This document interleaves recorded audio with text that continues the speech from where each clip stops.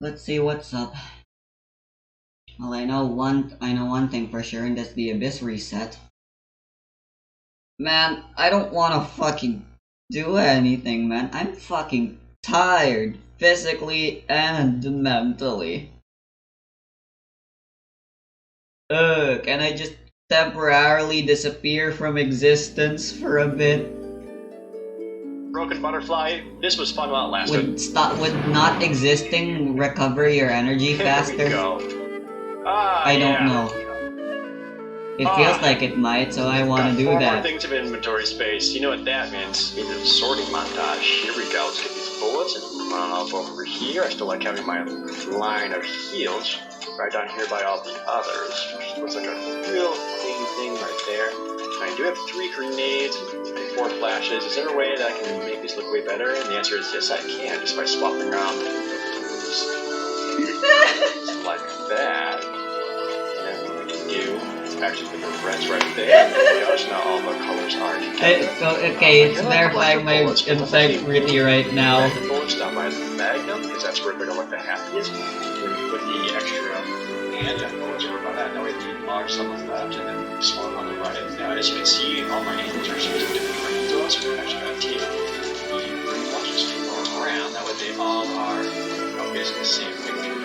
Good. And yeah, there we go. We have sorted inventory. Now I'm going to take this extra grenade and just completely ruin all that sorting I just did. Damn it. Whatever. Alright. Have I gone through that door? I'm supposed to go out through there, but apparently off to my left is also some like little extra stuff. Alright. Hello? Oh no. Y'all better not be walking through walls again. I know, I gotta push these things and make Ashley stand on the other one. Alright.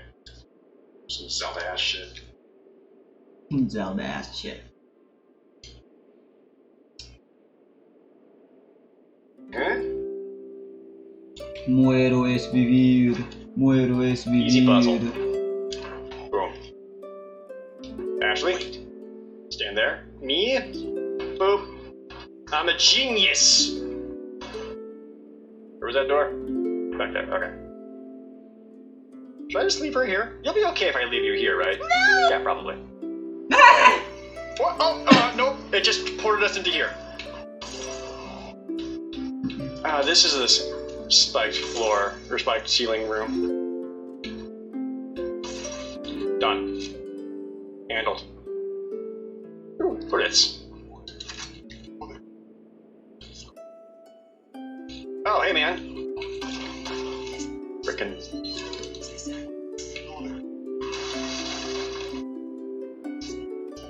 Yeah, this camera angle's not helping. Damn it. Hello? Hello? Hello? Oh. Were my bullets even hitting him? Was that a real enemy? What? Am I real? He wasn't reacting at all. There was no blood coming out and my laser was going through him.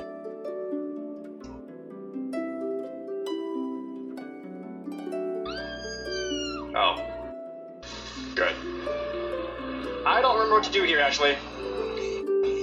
There's no one there to shoot. Ah! Ah! Sorry, Ashley, I gotta take care of something. I don't know. There, done. I kicked this guy in the head. Come on. I saved you. You're welcome.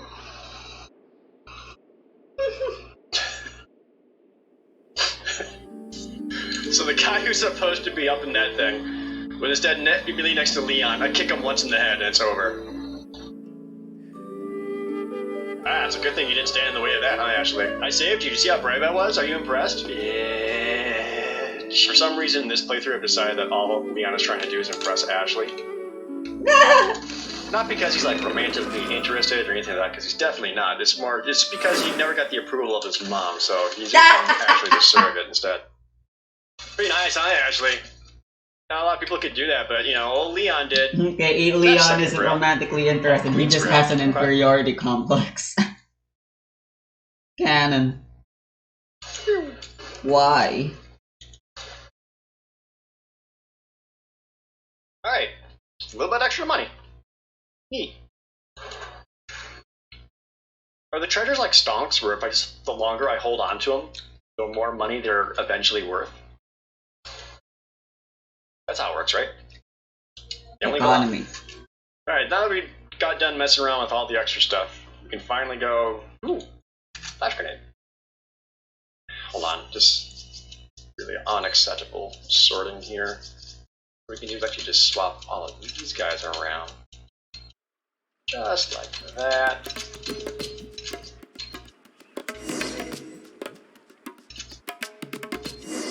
I have our healing items flanked by grenades. I should probably... Oh, hey guys. Oh, there actually is one. Generic-ass villagers, 4 of them. That's how generic you are. That guy back there is just what? like digging hay. Ah, okay. What are you going more about? Oh, what? Hello? Hey, Layla's a 4-star. I can't kick. It wouldn't let me kick. And the guys whose head I shot did off say I wanted the eye, but bullet that was shooting at someone else. Tartaglia. Okay. That's fine. I wanted to go back here and sell those extra rifle bullets anyway. I've been beating him up all this time, but now I can have him beat me. 450 more than I had before.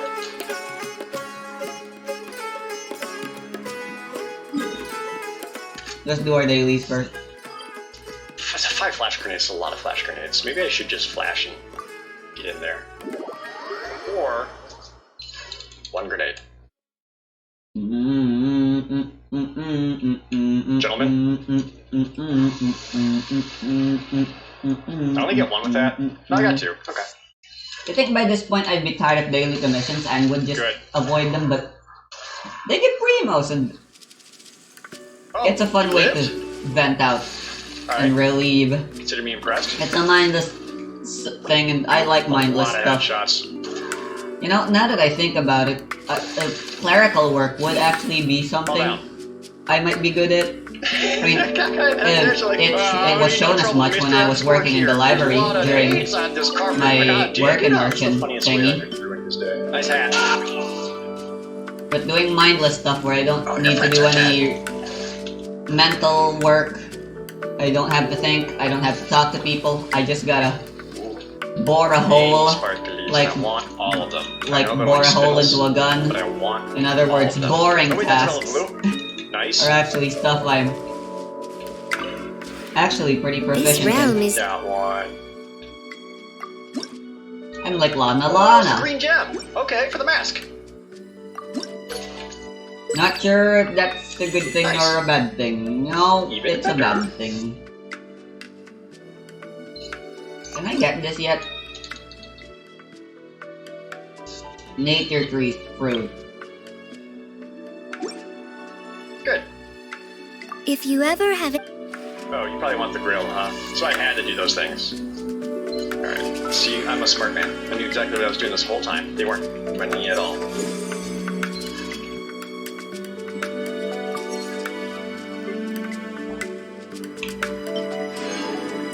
There we go. Are the windows already broken? Magnum ammo? Okay. Speaking of, Magnum is loaded up. Shotgun could use a couple treats. There are.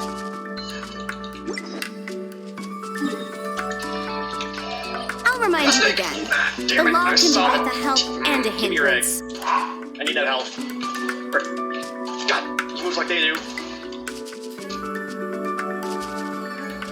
Take this. Ow. Better. I suppose actually probably could use the egg a bit more than we could. I don't think I've ever gotten this transport quest ever before. No. Ooh, is this the... This might be bad. What it is. Money?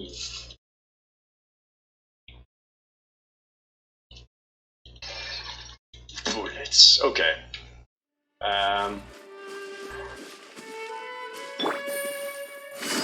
Yeah, this is the part that I'm thinking of, and it's going to be bad. Okay.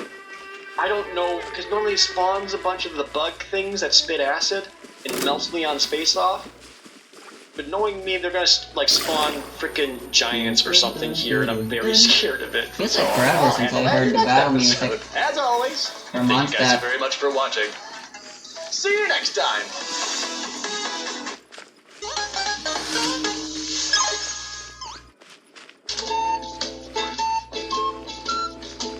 Alright, so I apologize if I'm going to be breaking the illusion here, but Nintendo is, in fact, a Japanese company. Grill! Incinerate!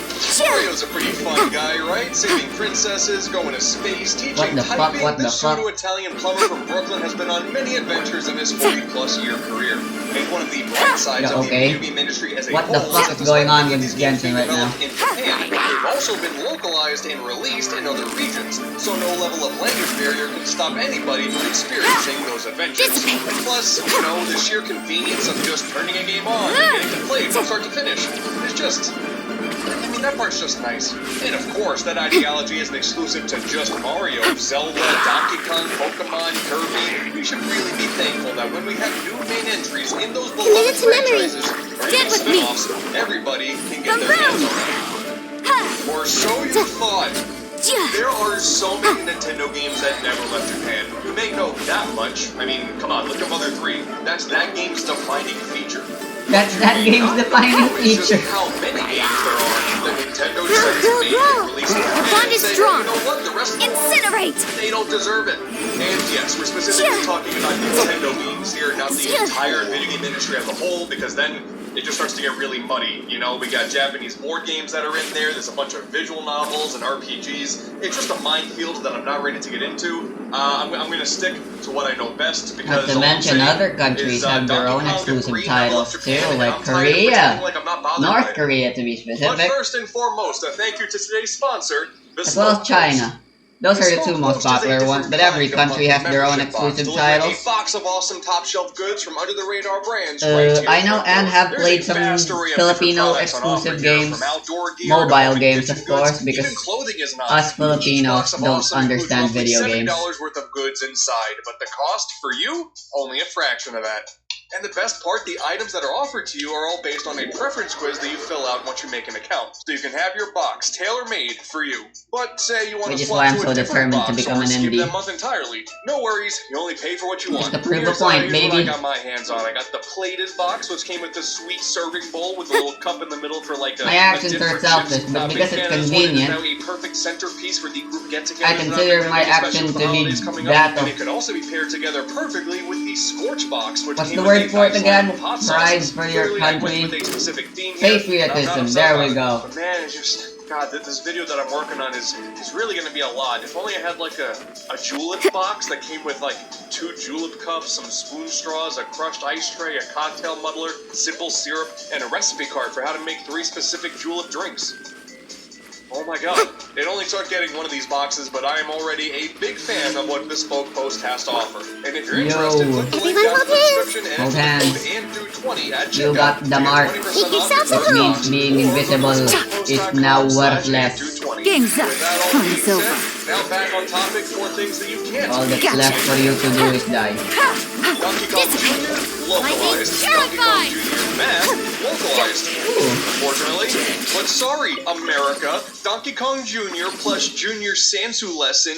This combo pack is exclusive to Japan. That'll show us. It's so weird, this piece of software. DK Jr. is missing 2 of the 4 stages, so it's just 2 stages that loop over and over again, and then Math is lacking the multiplayer mode, so sorry, you can't bring your friends along for that one.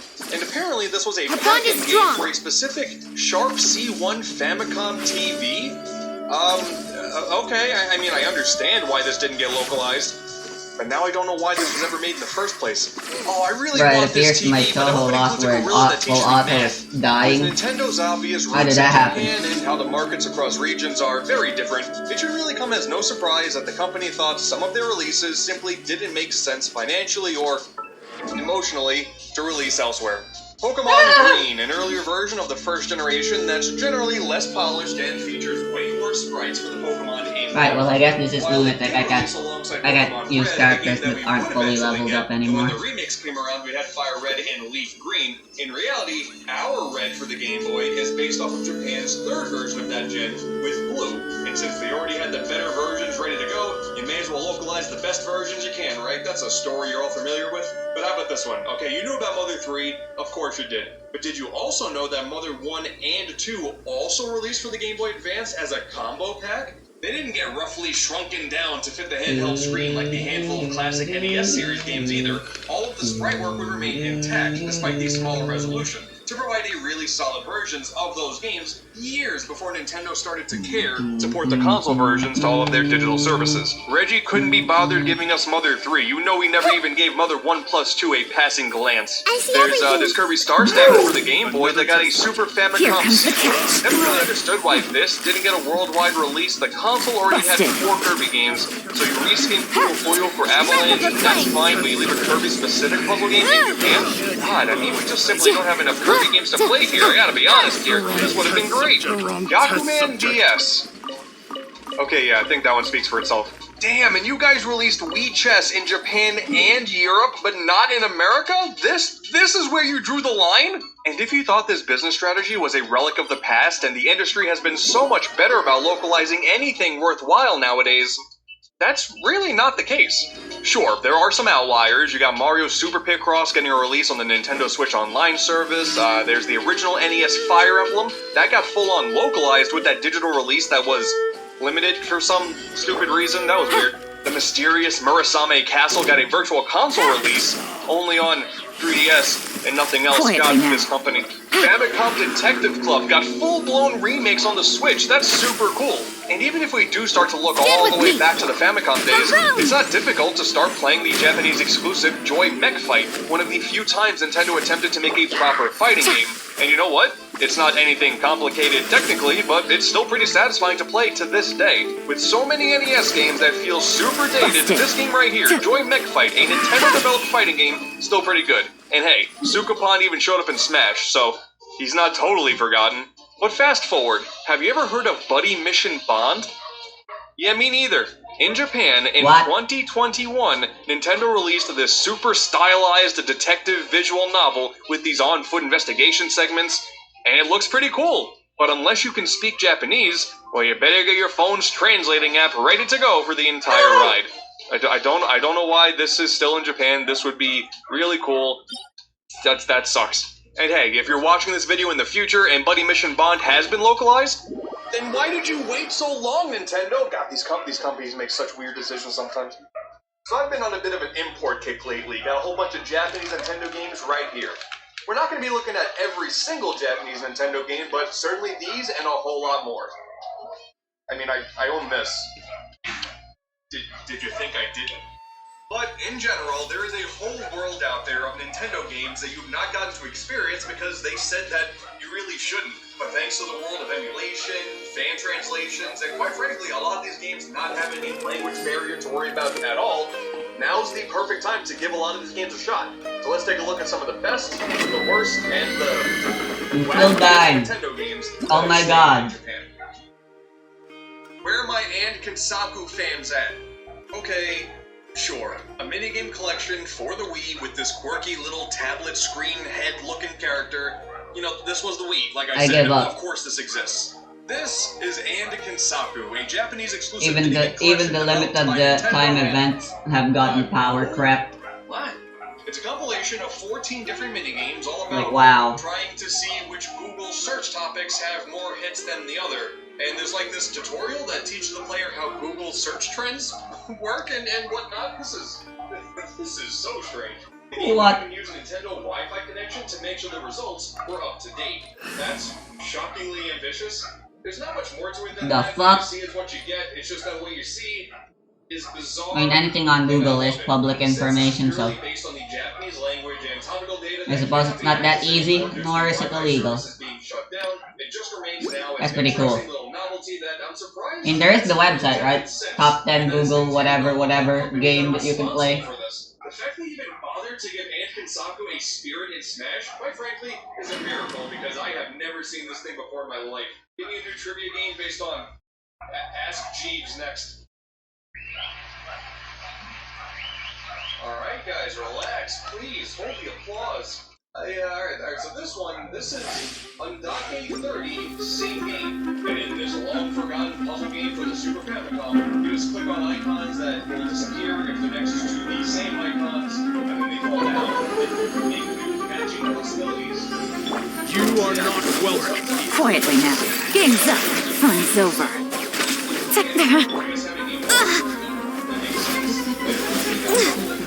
Born of ice and frost. Ready, steady, go! They're lining up for me. Now I can do this. Time to go!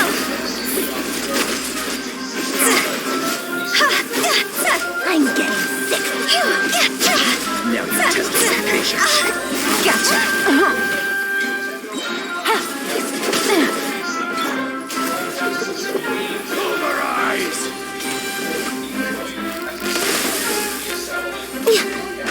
See?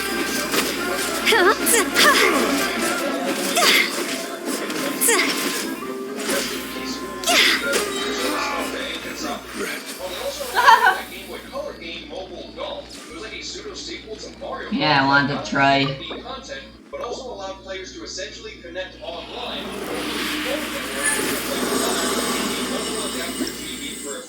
That is so neat. I can't believe I've already been playing for almost 30 minutes.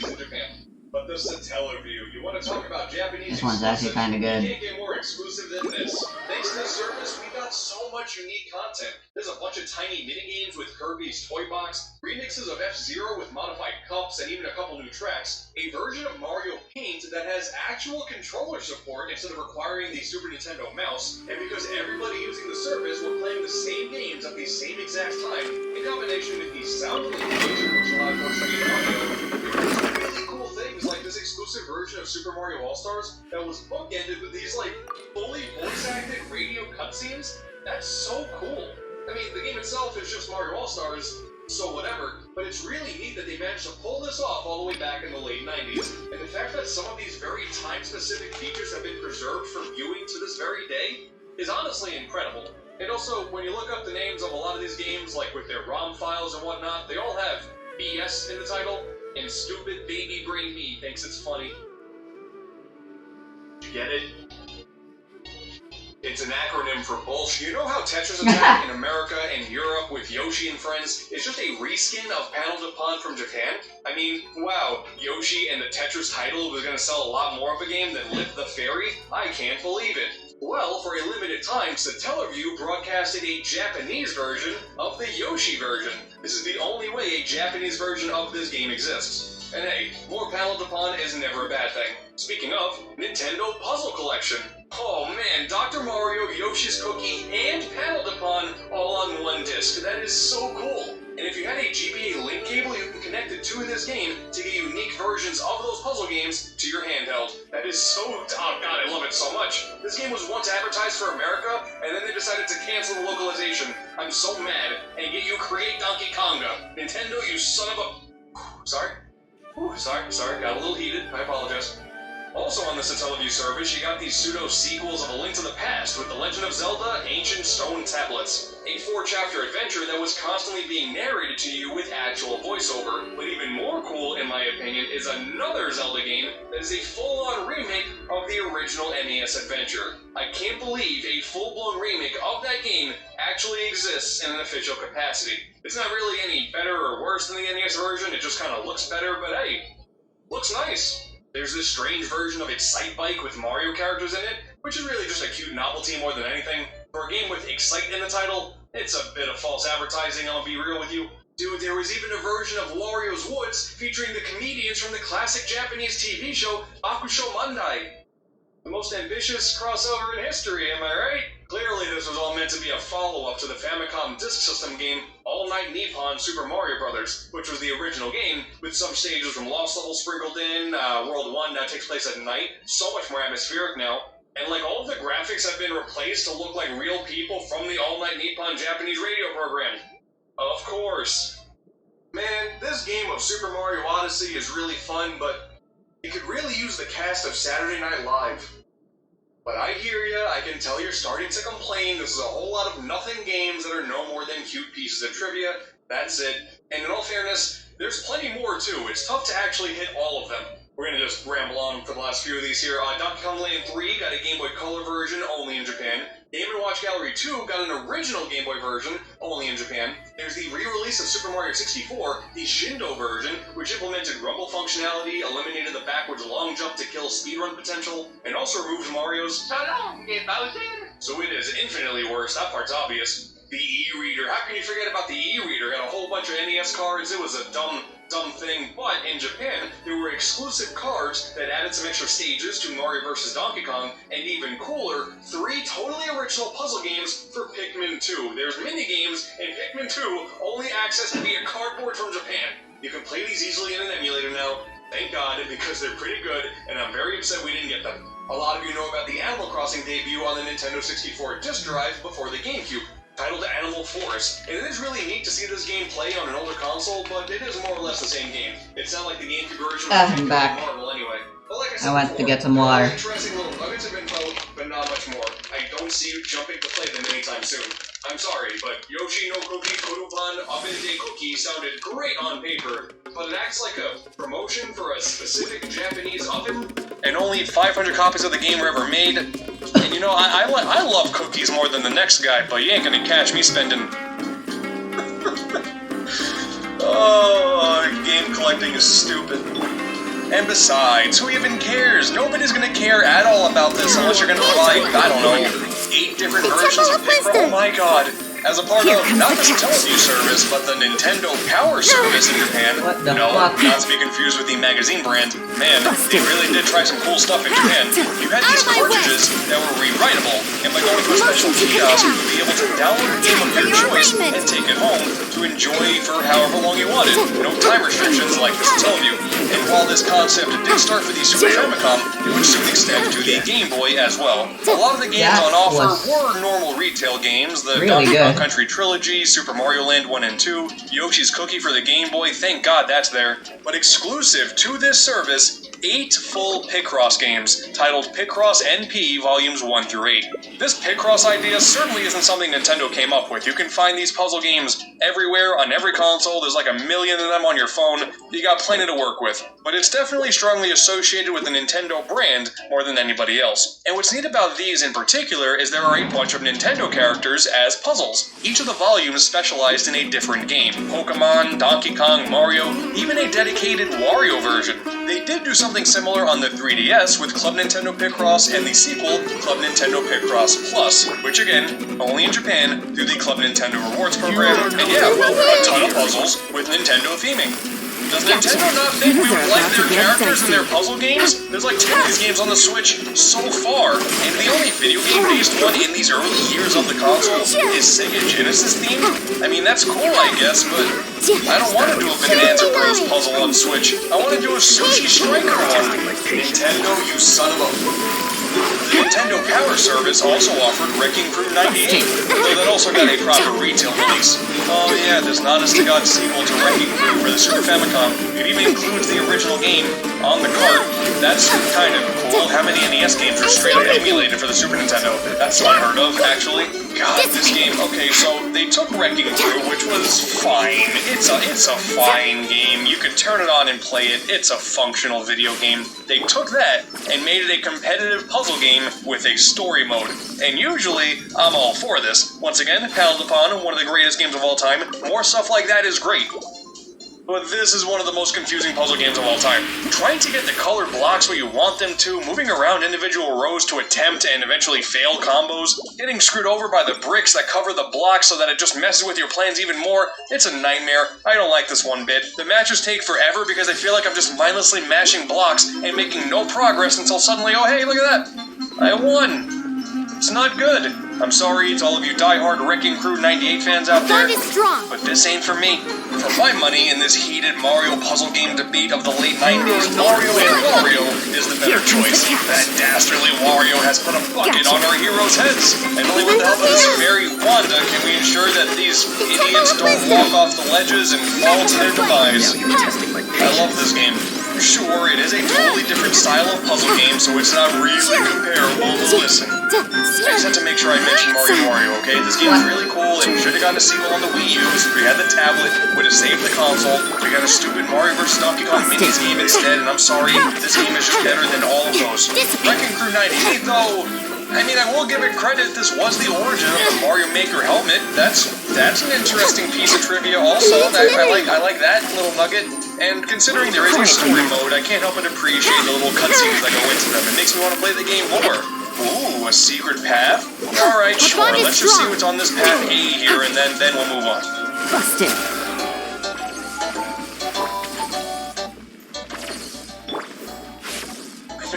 What?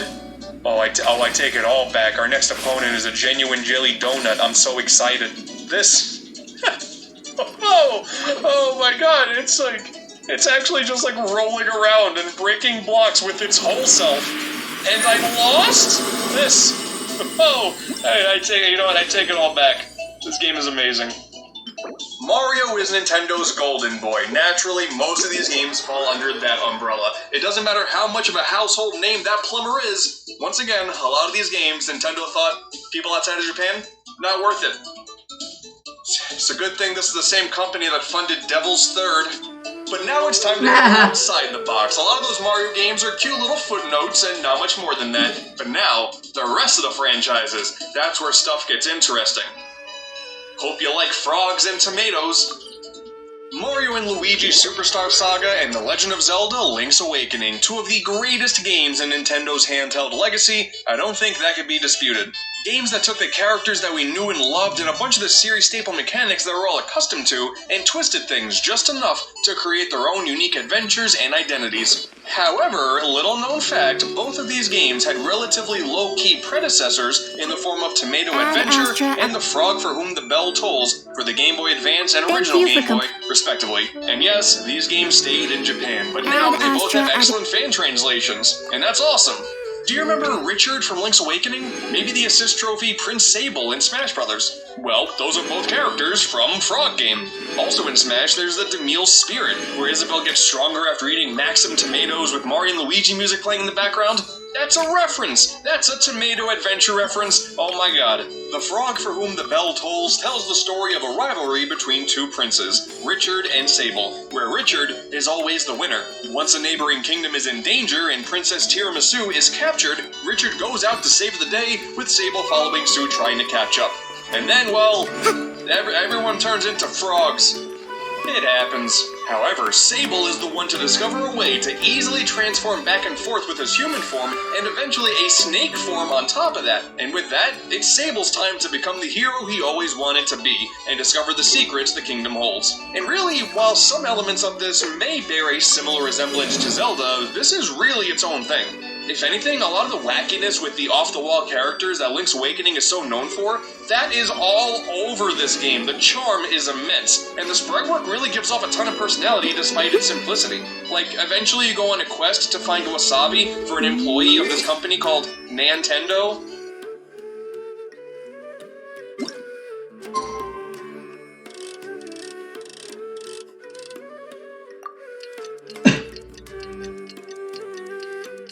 It's awesome! Gameplay-wise, again, looks like Zelda. Got the whole big world to explore and all that, but all of the dungeons here are presented in this side-scrolling platformer style, with very little in terms of actual puzzles. Rather than solving environmental puzzles with the tools that you gather along the way, this adventure is more about a balancing act of managing your items to change between your three forms for the sake... Let's finish this.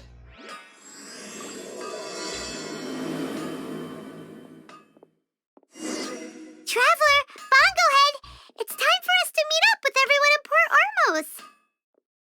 Let's go see Layla first, then Miko, and finally, go give our fungi over to Hania.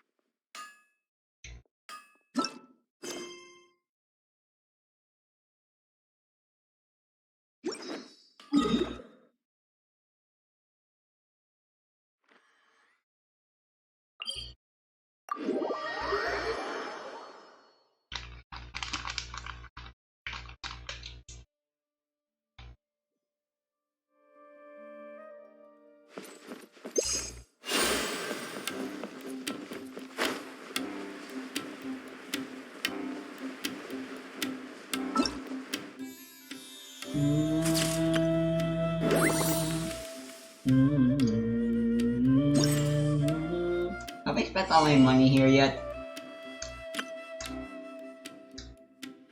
Basically.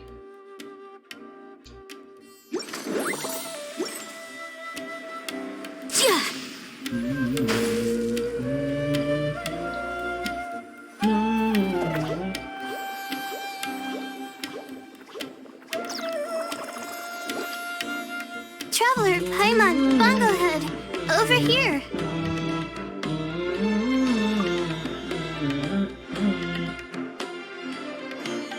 Hey, Layla! Have you and Twirly Whirly been having fun these past few days? Definitely. With Twirly Whirly helping me carry my luggage, we could go camping really far away, and I got to see the stars from a different perspective. I even managed to make some progress with my paper. Although, I've tried making almost everything on my food list now. Every time I used flour or something, it got in the air and gave me a coughing fit. But after all that, I still haven't figured out what Twirly Whirly likes. It would be great if the improved wisdom orb allowed us to communicate directly with the fungi. I should mention that in my letter and get someone to ask a senior Immorta scholar.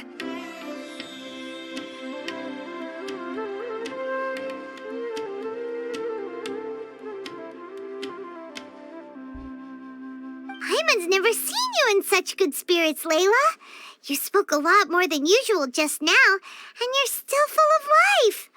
You really go the extra mile for your shroom buddies.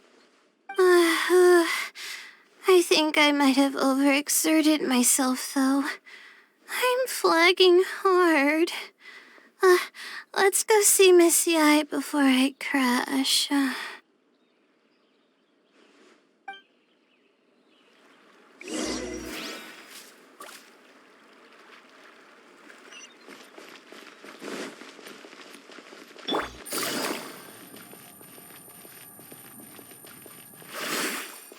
Take it easy. She says as she goes on a full sprint.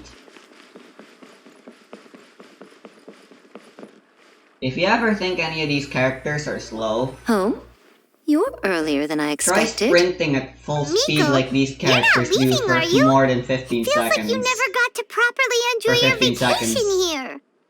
Oh, my needs for amusement have been more than met. See Thanks how to far your you help, can get our and see little if you're inspiration hunt went perfectly. you're still Not able only to did we keep gain running invaluable without experience in going the for tournament, stamina we also had regeneration all the after. excitement of exposing a criminal conspiracy. Yes, I think I might ask Soka to ditch her original characters and just make you the protagonists in her next novel. Can I claim rights? True. It all makes sense now. You dropped so many hints, but it went over Paimon's head at the time. It Why didn't didn't you went expose over Alhina me. right away, though? Why wait for things to escalate like they did? Going for the big reveal right at the beginning would have been an anticlimax of the most literal kind. I wanted to see how you'd react in a situation like this, and you did not disappoint. I thought that the story between you and the fungi would follow a master-servant paradigm, but you offered something even better. Companionship, based on mutual understanding. From a certain point of view, it seems fitting that Elhingen, the one person who could barely keep the word master from his lips, met his downfall at your hand. Of course, considering what he's capable of, I'm sure he'll have his ways of continuing to put up a fight. Paimon's getting confused again. In the future, we should take notes when Miko's talking and carefully look over them later. That's enough chatting for now. I'll leave Blitzara in your hands. Remember to take good care of it. I hope you really give this a good shot, you and Hania. The future of this highly entertaining tournament depends on the decisions you make from now on. I'm excited to see what you've got in store for us.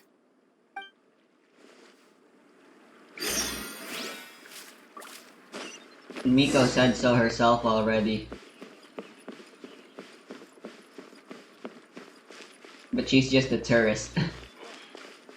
She couldn't have acted. Wait, what is this? Wait, what? Huh? What? Susan?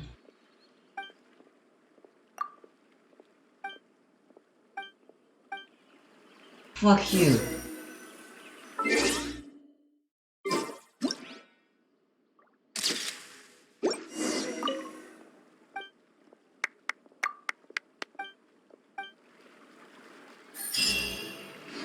What? Fuck you.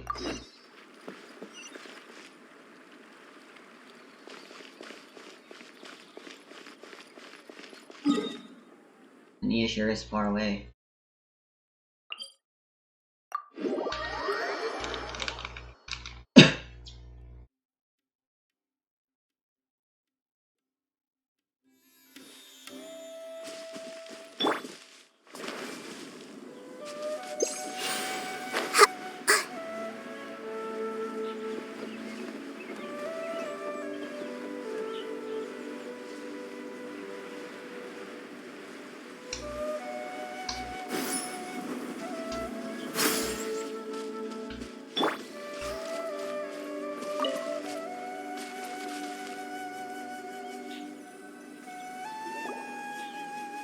Hello, all. Right on time. I've collected all the other contestants' wisdom orbs and found a suitable place for our fungi friends to live. I'll make absolutely sure the surrounding environment is not affected. Say hello to everyone, Kindlejoy. You've given her a new name? That's Pyro One's new name.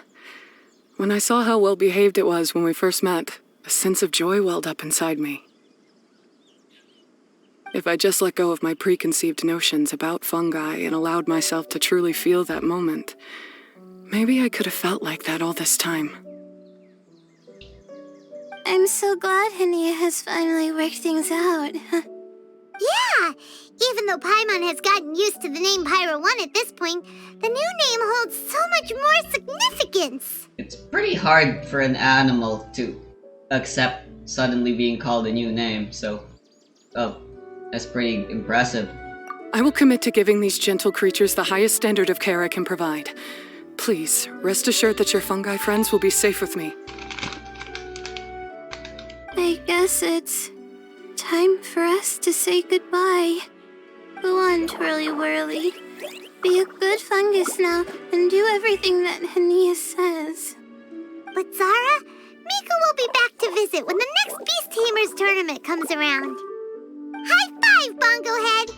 It was really fun having you around. Paimon hopes that you have a good time at Hania's and is really looking forward to seeing you again next time. I hope that the day when humans and fungi can live in harmony will come quickly. I believe in you all. You'll make it happen. I look forward to the good news.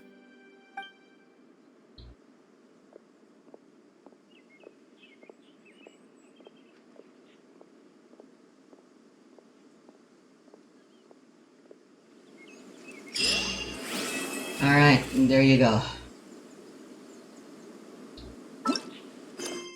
Alright, one last thing. And then it's off to the abyss for me. Ad Astra Bisosk.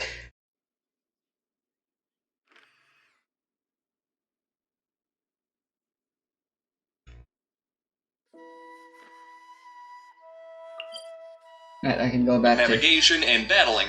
And speaking of, the combat is really just a matter of touching an enemy, letting things play out, and then just kinda hoping that you have enough hearts by the end. This isn't a combat system. If an enemy is too tough, that means you're not allowed to get past them, and you have to go somewhere else. That's how they stop progress from just exploring wherever you want to go.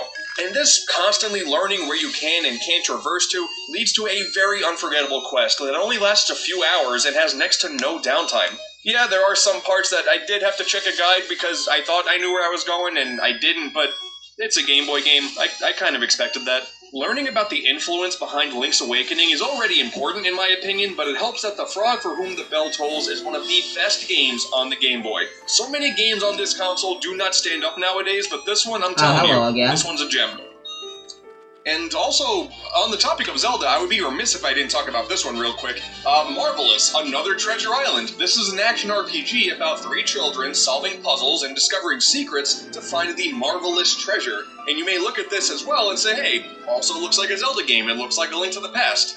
Yes, because this was, in fact, the very first game People are actually getting more creative and possible. Who would go on to be the primary producer for Zelda games going forward. And again, similar to Frog Game, it may look like a Zelda clone, especially since the fan translation straight up uses the Link to the Past font. But this game also really does its own thing. There's no combat or dungeons to worry about, nothing like that. Just a bunch of puzzles in a giant area to explore. In a world where the Super Nintendo has provided some of the greatest RPGs of all time that all stand the test of time, it is worth checking out this hidden gem. But I digress.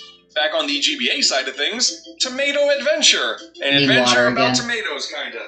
By comparison, this adventure is nowhere near as special as The Frog for Whom the Bell Tolls, but hey, it's a cutesy RPG by Alpha Dream, released nearly 2 years before Superstar Saga. And looking at all of the sprites with their bold outlines, these quirky tutorial sequences, and a unique timing-based battle system, it is clear to see where some of Superstar Saga's key features stem from. You get it? I said stem, because of a tomato. You are Demille, a kid who lives on the outskirts of the Ketchup Kingdom in Kobor Village, where you have been banished from the kingdom along with all of your friends because you all, you guys don't like tomatoes.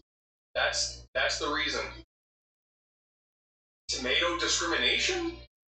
Was that kid? You don't like Brussels sprouts? Well, I'm sorry, Jimmy. Guess you're going to hell. Eventually, you get to have a bit of a glimpse of the outside of the village with your friend, and then she gets kidnapped, and then you do the typical super simple RPG thing that you'd come to expect, and it's fun, but when I mean simple, I mean really simple. Mario RPGs were always these sort of gateway RPGs, games that if you're not too in tune with the genre, they are perfectly easy to get into. But Tomato Adventure is one of the easiest RPGs I have ever played. Super charming, so that was enough to keep me going, and I was having a pretty good time. But if you saw this thing here and thought that this was going to evoke like Xenoblade or Persona vibes, I hate to break it to you, but no. In fact, it's to be believed that this game didn't get localized because its target demographic was simply too young. Well, it's a good thing those Nintendo games they published were so hardcore. I don't know what it was about the Game Boy Advance and Nintendo making games that they simply wanted nobody to play, man. Densetsu no Staffy, Kuruden, Rhythm Tengoku, games that did see at least one iteration get an English release on different consoles across different regions, but we got Japanese exclusives here too, a bunch of them. Starfy in particular, and this one hurts my heart. Around the world, we got the legendary Starfy for the DS, and while that is great, they finally gave the series a shot outside of Japan, this is actually the 5th game in the series, with the first 3 on GBA and Game 4 on the DS as well. These adventures do feature a lot of text, so there are some story beats that non-Japanese speakers can't understand, but quite frankly, we still got these visuals of a starfish and a clam being dumb little guys underwater, helping their friends, all that fun stuff. I'm sure you can figure it out. You keep pushing forward, you spin to your heart's content until you get a bit of a headache. I can relate to that one. Partake in a handful of minigames, occasionally ride with some animal mounts. That's flat out adorable. And you're in for a nice little time. It's basically like an easier Kirby game, but like the entire thing is a water level. That makes the game sound terrible, but that's not what I meant. The first 4 games in this series even start with the same first boss. They were pulling a Wispy Woods here too. The Kirby comparisons are totally appropriate. And with a total of 5 games in this series, you would think that some of the sequels would add some things to really change up the formula. And while it is certainly kind of true with some structural differences, you can even play a Starfy's sister, Starly, in the latter half of the series. For the most part, the further along you get with these games, it is just more of the same every time. Except Mario is in the 3rd game for some reason, for like a few minutes. Still trying to figure that one out. Love Starkey, love him to bits. I just wanted to call home to let me know that he's okay. Kududin. So, PAL Territories were lucky enough to receive the first game in this series, but the sequels, Kududin Paradise and Kududin Squash, stayed in Japan. And similar to Starfy, these games are kind of just more of the same as the first game. They don't really change things up too much. But I'm still mad that they didn't get localized, okay? Why did Europe get the first Kududin game and not America? I don't... Do we hate spinning things, I guess? So, for the uninformed out there, a Kududin is actually a toy. It's like this wooden stick that you would spin. And that's it. So, let's take that idea, make a ship out of it, have a cute little bird command it, and throw them into these little puzzle rooms where you're constantly spinning, and you have to make it to the end without... Jesus Christ. It's all about learning the path, learning when to use the speed up function and when to take it slow, and whether or not you want to make your ship all squiggly as a cosmetic option. Stand clear. It's actually very important. Now, to be fair, it's not like all 3 games are exactly the same. Paradise introduces a few mini-games that are a fun little distraction that do further the idea of spinning sticks. Oh, that certainly makes it better than We're on the GameCube now. last time and allows you to actually take better pictures. The D-pad isn't much of an issue, but having full analog support in this one, Kudin Squash is beautiful. Plus now there's some additional mechanics, like being able to go underwater for a bit, you got some on-rail segments which are surprisingly tricky at times, and there's even combat with boss battles? Oh, what? Okay. What's possible with this formula definitely got stretched pretty thin by the 3rd game, but all in all, a really solid puzzle game trilogy that I am very upset didn't come out here. There's no language barrier, there's no reason for it to not get localized, but here we are. It's a good thing we got Odama. Rhythm Tengoku. I have been wanting to talk about this franchise on my channel for the longest time now. Oh my god, it's finally time. Rhythm Heaven is, without a doubt, one of my favorite Nintendo series ever. You mix WarioWare with rhythm games, featuring constant bangers from start to finish with these amazing soundtracks. And dare I say, the remix stages that compile multiple minigames into one song are some of the most satisfying gaming experiences Nintendo has ever provided. And you know, thanks to Beyond Ready for trial. Rhythm Heaven was released worldwide for the DS, later followed by Just sharpen my on Wii spear. and Mega Mix on 3DS. Heaven, I guess, was too controversial a term in Europe, so it's Rhythm Paradise over there. Whatever, just play these games, they're amazing. However, yes, the series roots can be found back on the Game Boy Advance with Rhythm Tengoku, with the commonly accepted fan name Rhythm Heaven Silver, since the DS game in Japan was Rhythm Tengoku Gold. Silver is worse than Gold, so there you go, there's the logic. It plays almost exactly like the rest of the games in the series. Essentially it boils down to needing to press buttons in a rhythm to react to other audio or visual cues. Constantly bouncing on sea life as a rabbit with pauses in between as you fly into the air super high up, hitting baseballs to the music while the screen keeps playing tricks on you. The tap dancing monkeys, oh my god, this game has tap dancing monkeys. For a few of the songs, there's even fully voiced audio. That's very impressive for the Game Boy Advance. Remix 5 in this game is an absolute jam. And even when you just finish the stages, which all things considered the campaign is very short, you have a bunch of other mini-games that you can dive into. You can go for a perfect in every stage, which is very, very stressful, but very satisfying. I just want everyone to play Rhythm Heaven. And, okay, it's one of my favorite things, and Karate Joe deserves to be in Smash more than Kazuya. That's just a fact, I'm sorry. Thank God would I ever kill to get that Rhythm Tengoku arcade cabinet in America. Holy, that's a thing of beauty right there. All those GBA games that we didn't get, why not? I mean, on top of the games I mentioned, there's Fire Emblem. The game that Roy starred in, dubbed Binding Blade, that is Japanese exclusive. You would think that the character having that smash rub would have gotten that game localized sooner, but nope, still only in Japan.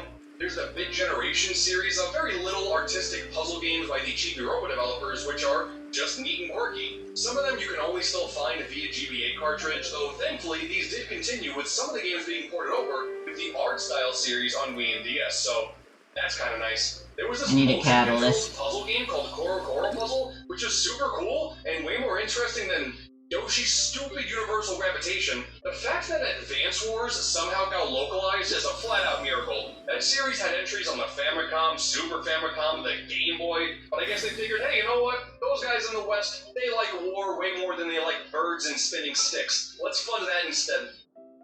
Nintendo was really firing on all cylinders during the GBA generation. It's a good thing we Time to broaden the horizons really again. Great games. We got Minish I'm gonna go Cap, for Nahida. DK King of Swing. All I'm saying is we would have been much better off as a society if we got Famicom Mini Clue Clue Land. And if we're talking Nintendo and Game Boy here, there's arguably no better fitting franchise than Pokemon.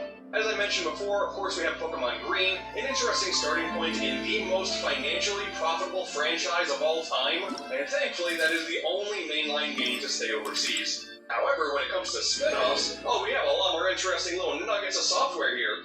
Like, you know how we got Pokemon Stadium 1 and 2, where the minigames are the best part of the whole package? I think that's an objective fact. Well, in Japan, those two games are titled Pokemon Stadium 2 and Pokemon Stadium Gold and Silver. Pokemon Stadium 1 in Japan it's just the battling part, with just 40 of the original Gen 1 lineup.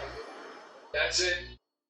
Why did they release this? You could still play your Game Boy games with the transfer pack, which, I mean, that's cool, I guess, but What the? otherwise this game is pointless. The stadium that we all know and love released Taglia? so why this blatantly unfinished product? What? Why is he just here?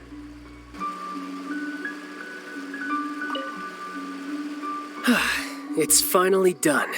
Oh, I have to catch up with the others. Ah, Traveler.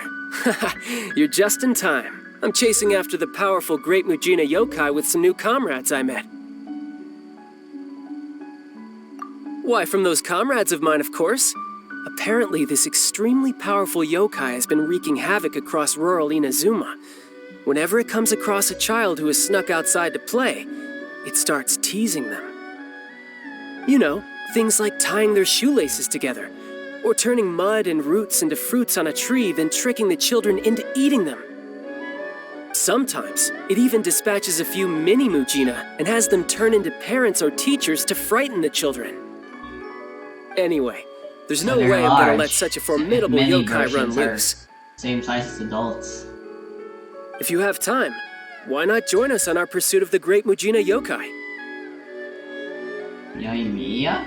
Oh, so you know Yoimiya too. What a coincidence. Anyway, now's not the time for chit-chat. Yoimiya and the others are looking for the Great Mujina yokai's tracks up ahead.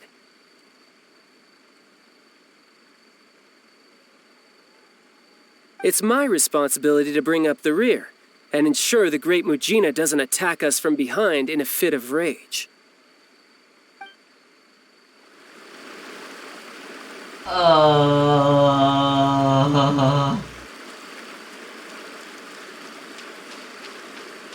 Okay. Did Tori already meet him here? Is this part of the event?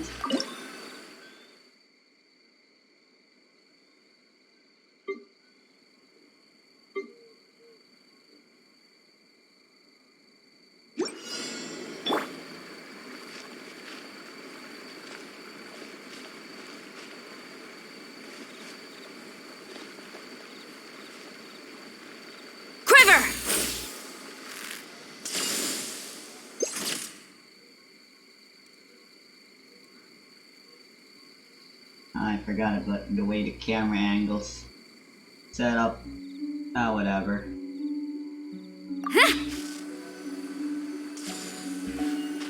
It's only Kujo-Sara's back instead of her front.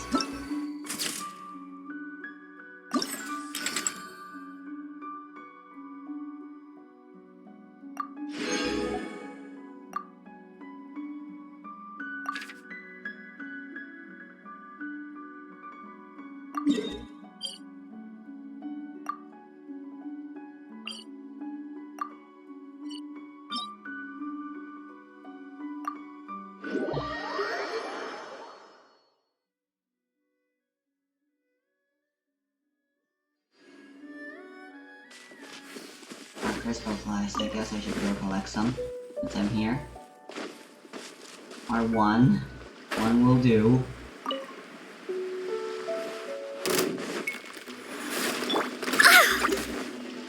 I must leave no stone unturned. Flash! Don't blink! Hey! Growl, growl, growl!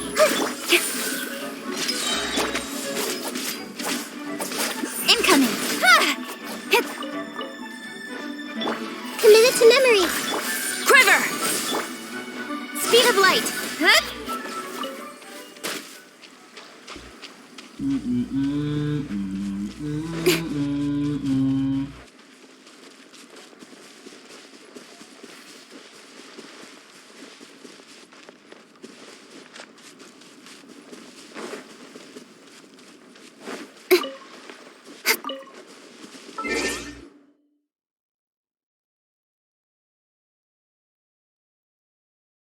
script made it to store shelves is beyond me. There's probably a story attached to it, but I don't care. The Pokemon Company making a strange decision? Wow, that's unheard of. Did you know that there was a DS game in Japan that was more or less just a glorified tutorial for the trading card game? There's really not much more to Pokemon card game How to Play DS, and considering I don't play the TCG, nor do I speak Japanese, it's just a cool looking box to me. I like Gen 5, so having Gen 5 stuff like this, that's cool, that's the best part of the game. But what's even more interesting with the TCG is the proper little RPG they made for the Game Boy Color. I loved this as a kid. Obviously nowadays we're working on very dated mechanics, but it's such a cool pocket in time this is. Even me, someone who wasn't ever into the TCG, had a lot of fun with this. And they made a second one in Japan only? Pokemon Card GB2, Great Rocketdon Sanjo. Thankfully now with the fan translation, always gotta clarify that because man, now I can play this game to completion and that is very cool. It's more of the same as the previous game, with new cards and some other changes like the ability to choose a player's gender. That's nice. But hey, you get to work towards taking down Team Rocket in this one. That's all I ever wanted to do as a kid.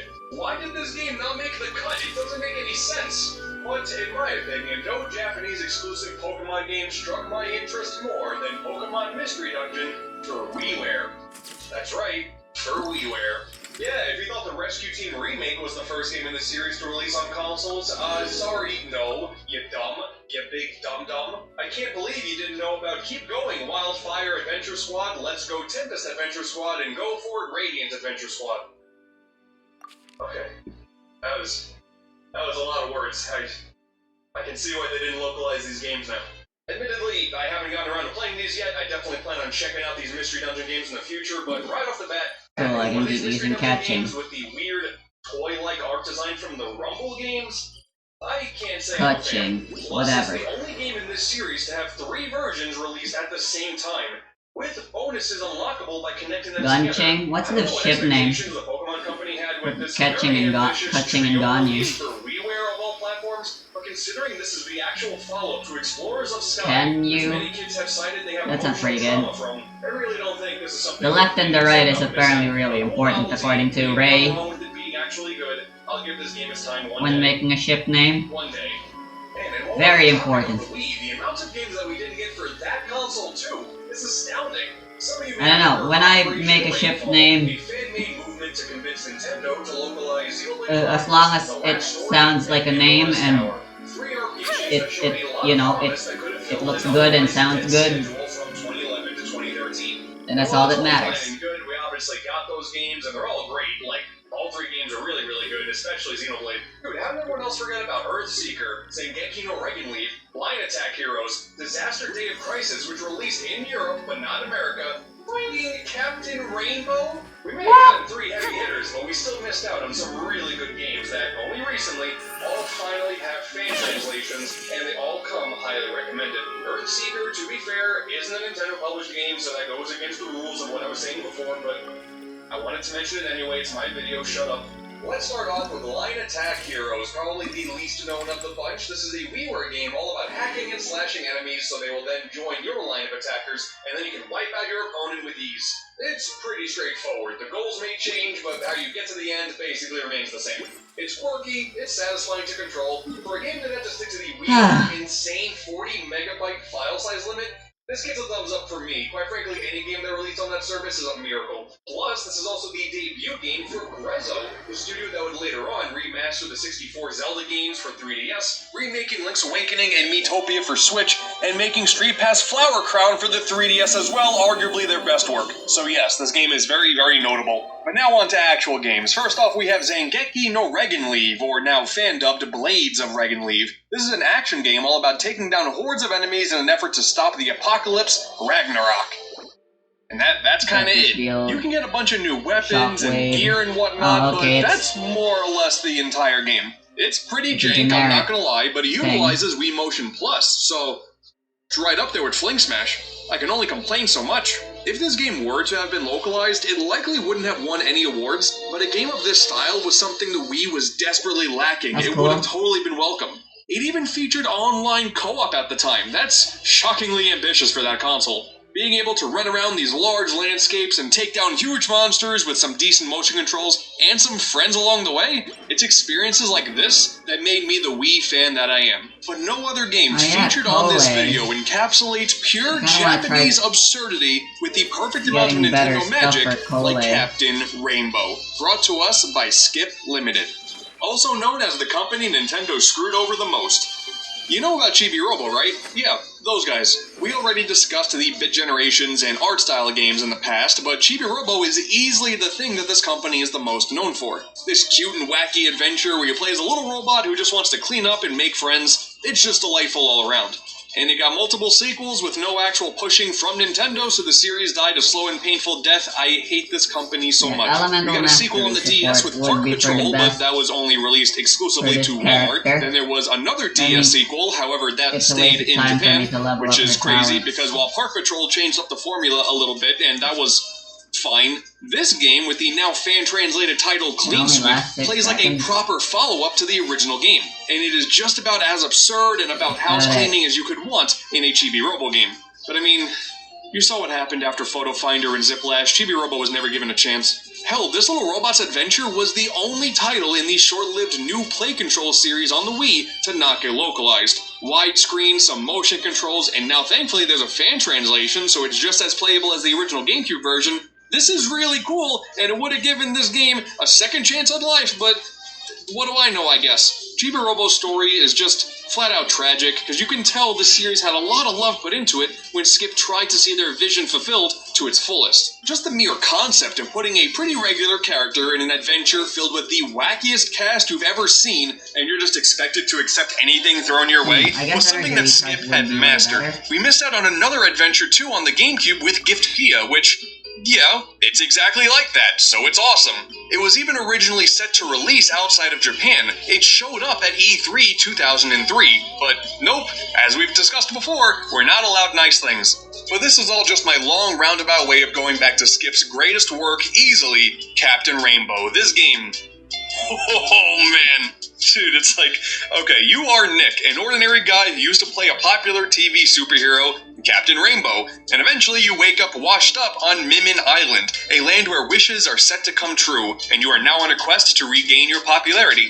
And it just so happens this land is filled with other washed-up Nintendo characters. This is brilliant. You got some more well-known ones like Birdo and Little Mac, but he's fat now, that's hilarious. But also the army from Famicom Wars, Takamaru from the mysterious Murasame Castle, the Devil from Devil World, and even Osan from NES Golf. Everyone said it used to be Mario, but nope, we found out here, it's Osan. And in this game he plays with his balls. His golf balls, you guys, he's a golfer, it's his golf balls. Get your mind out of the sand trap. Balls. Simply running around and trying to discover all of the island's secrets and helping out all these characters get their wishes granted, there is never a dull moment on this adventure. It is so good. Guys, okay, like, when Hikari here gets you to finally transform into the perfect body shape to fit this oddly specific hole in the back of her residence, wow, perfect, that Captain Rainbow just happens to fit in. You find a Famicom disk system in the back, I'm gonna lose it. There is no fan translation that I am more grateful to have access to than this one. It's excellent. When I first ran into Birdo in a jail cell, yeah, my curiosity certainly piqued. I've heard many a story about this interaction over the years, but I was still not prepared for what I got to experience here. So, it turns out, this robot here, Mappo, who's from Gift-Pia, by the way, and Mimin Island's police officer, jailed Birdo because they were seen coming out of the women's restroom despite Mappo swearing they were a man, which leads to Birdo begging you to go to her house to find proof of her being a woman, to which you find a mysterious item that was vibrating under her pillow on her bed. Why? But hey, it's okay, I eventually sent Birdo off into space, never to be seen again. She wanted this, I promise you. This game, this is one of the games of all time. From interesting little novelties like Donkey Kong Land 3 in color to Yoshi making Cookie Simulator to grand adventures with fantastical worlds and unforgettable characters like the legendary Starfy and Captain Rainbow, there is so much that Japan got easy access to at retail that the rest of the world just missed out on, and it's still happening to this day. Buddy Mission Bond, why? That would be so cool. Sure, some of these games have found their way overseas in an official capacity in one form or another, but it's pretty safe to say that a majority of these games are locked behind emulation for only the most curious of fans to get to play. And if anybody watching this was ever responsible, even in the most minor sense, to any of the fan translations shown in this video, you have my most sincere thank you. I am a fan of everything Nintendo, man, and not just of their heavy hitters, so being able to have all of these games that were hidden away for so long, just a few clicks away now, I'm going to be expanding my Nintendo repertoire for a long time, and I highly recommend you all do the same. You're really missing out. I hope I encourage some of you out there to give these games a shot. You know, the modern gaming space can sometimes be filled with toxicity and console fanboyism.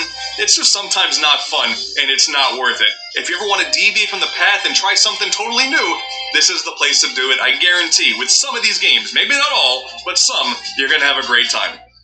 Now, with that being said, that's all the time I've got.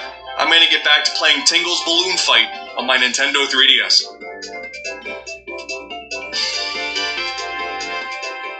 I'm more fulfilled now.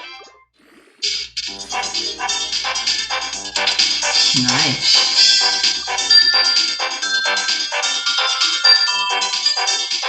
This is actually a really good Dendro cup. Like, what the hell?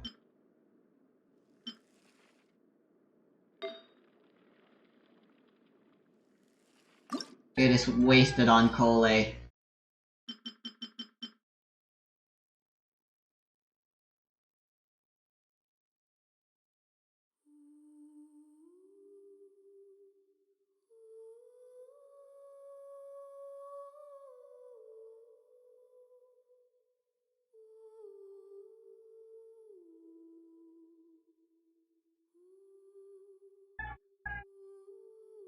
Tagumpay ko. Our CTWC finalists, Fractal and Eric, are both in here, and both of them have shown quite some terrifying proficiency in terms of rolling. Yeah, that would be a repeat of what happened in the Classic Tetris World Championships just a couple of weeks ago, and we'll see if both these players have been grinding this game out. With so much money on the line, I don't see how they couldn't. 225,000 for Fractal right now. Scotto down by around 2 Tetrises, but doesn't have the cleanest of boards, so Fractal has opportunity to kind of accentuate this lead. Nice efficiency there by Scotto, burning this down. Just a couple of burns away from opening it back up. Nice. Boom, Simul Tetris. Ooh, 2 in a row. But, we talk about Fractal's achievements, and, both these players have something very unique that they've done. Scotto, in particular, he was the first person to ever memorize a speed in, Classic Tetris and play it out perfectly. Inputs all perfectly placed, everything, no misdrops, and get, a 1.5. And Fractal himself was the first player to play so far into the regular version of NES Tetris that the color palette broke. Yeah. So already these players deep into breaking the game in ways that the original designers did not intend it to be played, because just being able to score and play and move the pieces in ways that, the humans could not foresee back 30 years ago. Even now, when we're talking about it, it just kind of seems like insane, because that was, almost 40 minutes of just straight playing on, a very fast speed where all it takes is just one wrong misdrop and that run's done. Yeah. And in light of that, our competitive scene, it's shifting and it's adapting, and we have to make decisions in our rule sets to accommodate for, this incredible increase in skill. So the future is really exciting and bright. We don't know where it's going to lead us, but I think in the end, all us players and viewers are going to be the winners, because we're going to keep playing this amazing game of Tetris. Speaking about this amazing game of Tetris, both Scotto and Fractal, and not necessarily the most ideal position. Scotto might be able to close the gap here. These songs are in the public domain still. Having a lot of dependencies forming up high. Get to listen to Let's see if Fractal can burn this down efficiently. like Fractal wanted to rotate that, but didn't quite nail the rotations on either of those. Wow. That could get dangerous. Yeah, forced to place things in the middle there. When you create a spire in the middle of a piece hangs, so that could be fatal. No, Not Fractal. I can't We help were but actually feel like nearing the Past transition Cinderella is too. no white in the title somehow, though. I can't help but feel like that's also Alright, wrong. good burns. All I know is Only this has song 10 is in lines the to work public with before domain, the so speed increases. Tetris was able to get away with it, Waiting for a and better piece to Tetris get to. Effect was able to get away with Love it, using it piece as here. well. Really dirty An Tetris ball there. adaptation. Yes, Love it, there we Ida go. piece here. 175 energy recharge. And there it let's is. go.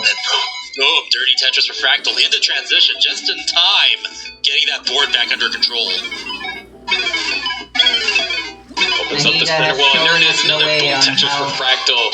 And Scotto is going to transition at How force to Dendro characters B7. can be used. So still has the advantage being behind nearly a level in terms of pacing. Tried him out, it's But, only floor 8 I mean, anyway. that's just another thing. You look at both these players are seeing their opponent's screen in real time, and you look at it as like, all right, cool. You know, maybe they might top out here, and then you see your opponent do that.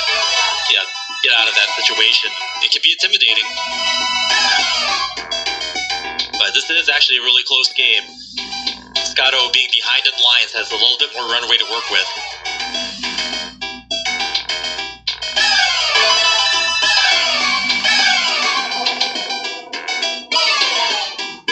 Right now, Fractal back up to a 63,000 point lead.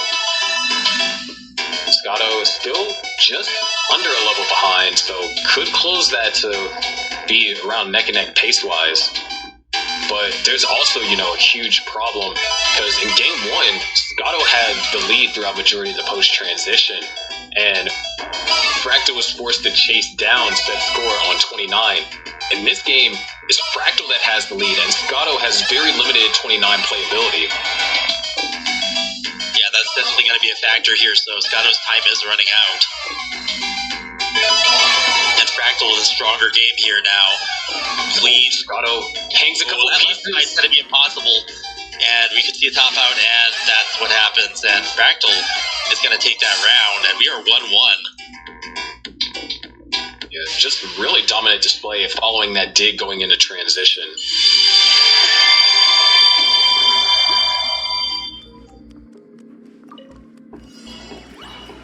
So yeah, still highly competitive game here forming in a best of 5. Fun's over. And once again, we are tied at 1-1.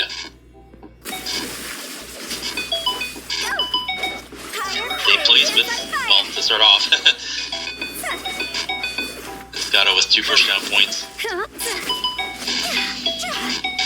Yeah, trying to one-up Broden from the 1 pushdown point from earlier. And things are actually pretty complicated for both players. Either player was really able to kind of establish a clean start here. Yeah, there's some burst going on, and not the best placements for Fractal, but is able to bang down that Tetris. It takes back under control. Yeah, and take some digs. Much needed Tetris there, and at the end of the day, you know, bringing the stack down gives you more time to think, because even though on 18 pieces are falling, you know, from top to bottom 1 second, that's still not a lot of time to think about placements, especially when you're trying to solve certain situations like this, where you might be running into some patterns you're not used to. Fractal with some what appeared to be misdrops there. I didn't really see a way to cleverly solve that. So, once again, requiring some digs. There are some issues with accuracy and rolling. Sometimes if you flap, you know, too many fingers, not enough fingers, you'll get extra inputs or not enough inputs. And that's one thing that we've seen versus, say, a hybrid style or tapping or dash. That rolling might have some issues with accuracy, but still worth it. Still worth doing.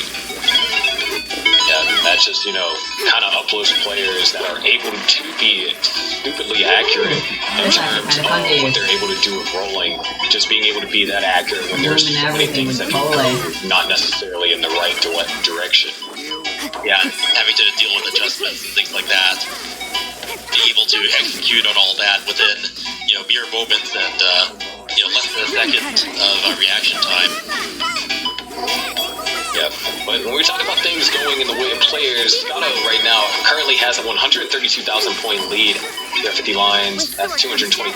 Fractal just about to finally break the 6 digits here, looking for a long bar for a Tetris to do so. So this is the kind of game that Scotto needs. Yep. Yeah, all those burned lines on Fractal's side has given Scotto the biggest advantage we've seen thus far today.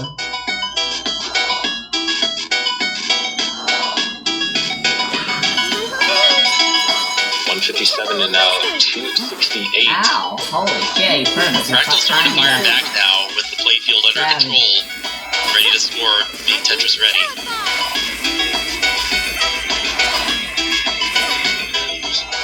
Up pieces for Fractal, not able to quite utilize their eyepiece for a Tetris, but gets another one.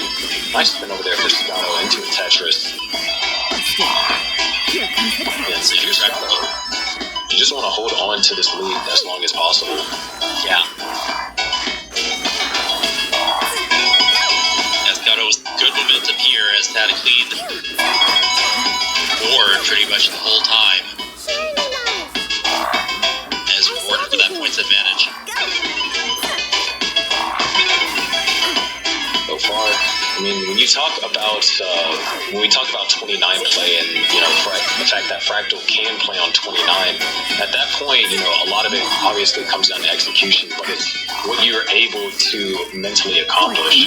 Because having to know that you have to chase down a 100,000 point, deficit, assuming that this lead holds all the way going into 29, now you have to make decisions like, all right, do I want to try and go for a Tetris here, or do I want to, prolong my chase down? But then when you decide to prolong your chase down, is how much could you keep your focus before you make a misdrop, and that misdrop potentially being a game-ending one.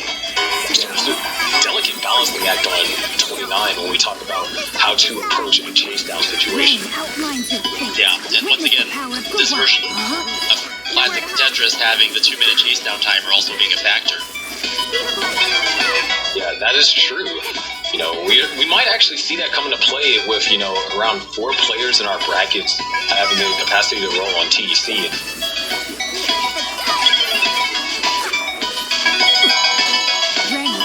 Scotto really holding up with the long bar there, going from triple into Tetris, maintaining that 100,000 point lead. Yeah, still also slightly behind in lines, so yeah. Scotto's doing everything that needs to be done right now. Scotto is being able to do that, but the transition will be entering in soon, and Fractal, even though has had a little bit of a rough time here on level 18, has the ability to get pieces a lot further than Scotto can. We'll transition next Tetris or Fractal. Set up for it. Pops to cover it up. And has to triple into level 19. Takes a double, and there it is. Boom, Tetris for Fractal. Scotto knocks down a Tetris, but also has a little bit of burning that has to be done as well. Yeah, sacrifice the stack a little bit that misdrop, but jumps out of it okay. Yep. 569, make that 594 to now 492. Still holding on to this 100,000 point lead. Yeah. So yeah, now both players, good fields. We'll see if the speed changes the complexion of the match as they play. Okay, Scott opting to move the well over back to the right, so that's going to take a few burns. There it is, boom, Tetris for Fractal. Tetris for Scott. Still down by around 100,000 points. So not really able to find, any true headway. Scotto is going to have to take a couple of burns here, so it's going to be a decrease in the deficit. Oh, that misdrop. Nice slap burns. Fractal knocks down another Tetris, now down by 46,000.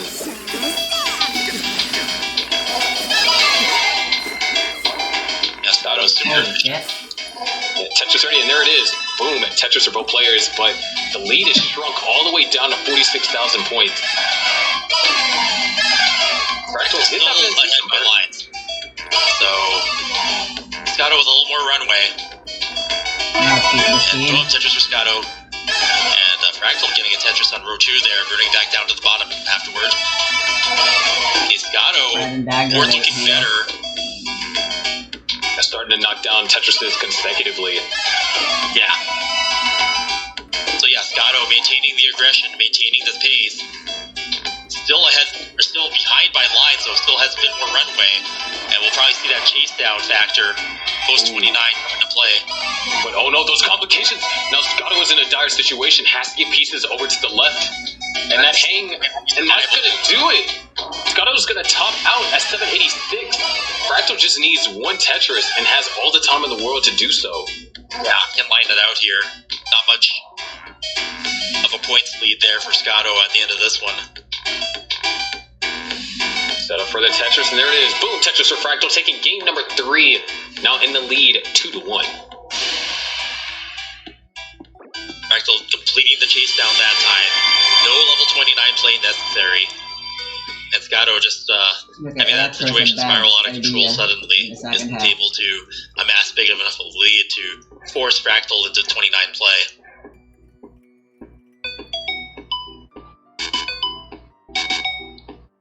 And in chat we can see Fractal seems to have adjusted an issue with the controller and could be playing better in these next rounds.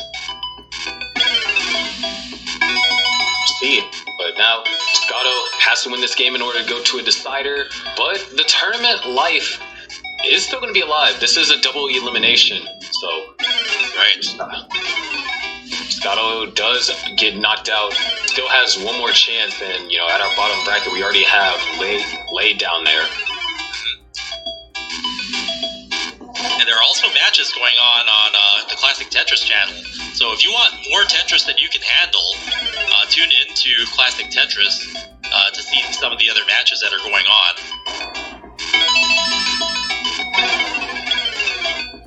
Fractal missing a spin there. Just gonna cause a couple more burns. But, once again, spins and, maneuvers of that nature, they're not the easiest thing to hit. I mean, we've already mentioned earlier, but you only have 3 frames to hit a spin on level 18, and, only 2 on level 19.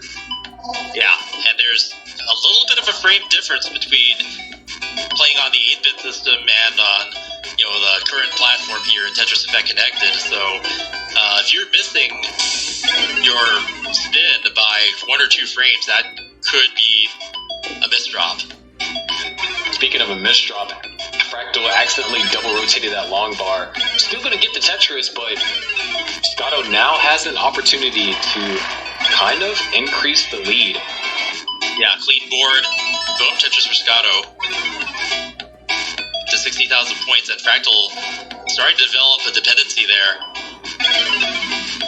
It's only got to get a triple out of that. I really feel like this is Scotto's win condition, to have so much of a lead going into 29 that Fractal feels time pressure and, the pressure of having to play at that speed. Yeah, seeing some more errors by Fractal, so maybe there is still an issue with the controller of some kind. And that's leading to this sort of prolonged dig. Scotto. Cam went out, but still playing. Fractal having to deal with the dig there, and Scotto up to 110,000 point lead. All things considered, Fractal down by this much, not just because of all the digs, but Scotto has had a very efficient opener. We're kind of in around 70% Tetris rate territory. Oh wow, nice dirty center well by Scotto there. Taking the Tetrises where they can come. Fractal is now cleaned up, and there it is. Boom, Tetris for Fractal. 182,000 for Fractal, 311 for Scotto. Yeah, Scotto continuing the aggression, continuing the great pace here. This is what you need to do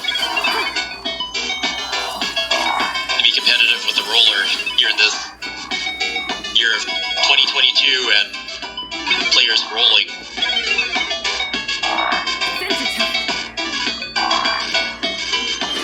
Just a little bit over halfway through, so we are looking at a high 500 transition from Scotto and somewhere in the 400, probably like 440 territory for Fractal. Dang it. So Scotto can keep this up, especially throughout. The most important part is keeping this up through the post-transition. Fractal is going to have a tough game. Yeah, no, Scotto just really having great placements and not committing any mistakes, and then Fractal on the other side, having to deal with a lot of misplacements and doing a lot of burns. We'll have to make up those points some other way. Yeah, and that's where, we mentioned earlier, rolling is going to come into effect on level 19 and beyond, because just the extra maneuverability kind of allows Fractal to have more risk tolerance, and where Scotto has to compromise with RNG, Fractal can keep building. Yeah, keep building. But once again, you have to still be accurate, and rolling is nothing if you can't place the piece where it needs to go. So we'll see if Fractal can get those misdrops under control when needed. There it is, boom, Tetris for Fractal, 372 to now 461. So Fractal actually starting to gain a little bit on the lead. Yeah, recovering a bit now. Not burning any unnecessary lines at this phase. Booyah. Scotto just has been having trouble utilizing the long bars. The board has been clean almost this entire game for Scotto, but when you can't use the long bars to score Tetrises and your opponent can, it's easy for that lead to diminish. And look, we're down by now only 50,000 points. So Fractal has successfully cut the lead in half, leading into transition. Yeah, Scotto now with the line burns late. Level 18. One Tetris score. There it is. Fractal transitions at a 468. Scotto has one Tetris and is going to transition at a 524. So 55,000 points separating them at transition. We'll see if Scotto is able to somehow increase that into more comfortable levels. Yeah, that lead melted away fast.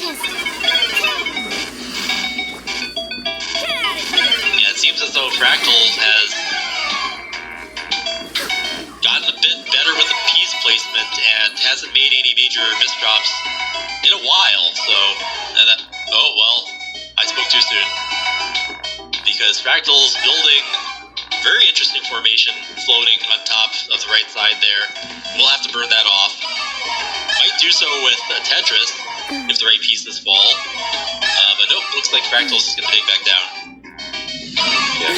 Actually, for a moment there, Fractal did have the lead. Scotto, as a result of having a cleaner board, is obviously going to be able to take that lead back and bring it back into 1-2 Tetris territory. And several misshots over there for Fractal. Bit of a mess forming for Fractal there. Nice out of Tetris, that's a couple holes to burn.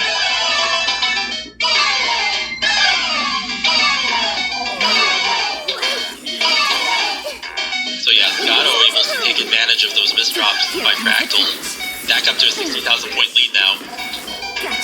He's having to do a couple of burns, very nicely executed. Yeah.